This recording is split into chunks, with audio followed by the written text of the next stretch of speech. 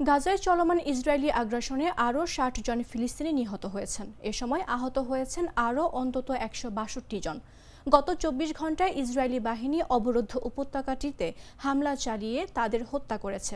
এর মধ্যে রোববার ভোর থেকে চালানো হামলাতেই প্রাণ হারিয়েছে ৩০ ফিলিস্তিনি। গাজার স্বাস্থ্য মন্ত্রণালয়ের বরাতে এ তথ্য জানিয়েছে মিডল ইস্ট আই। এদিকে গাজায় আগ্রাসনের সময় চলতি বছরের ২৩ মার্চ ১৫ জন জরুরি চিকিৎসা কর্মীকে হত্যার ঘটনায় ভুল স্বীকার করেছে ইসরায়েলি সেনাবাহিনী। গাজার দক্ষিণাঞ্চলে রাফাতে এই হত্যাকাণ্ড চালিয়েছে আইডিএফ। হত্যার শিকার রেফাত রাদওয়ানের মোবাইলে ধারণ করা ভিডিওটি প্রকাশের পর বিষয়টি সামনে আসে। ত্রাণবাহী একটি দল নিহত চিকিৎসা কর্মীদের মরদেহগুলো খুঁজে পায়। এ সময় তারা রিফাত রাদওয়ানের মোবাইল ফোনও উদ্ধার করেছিল।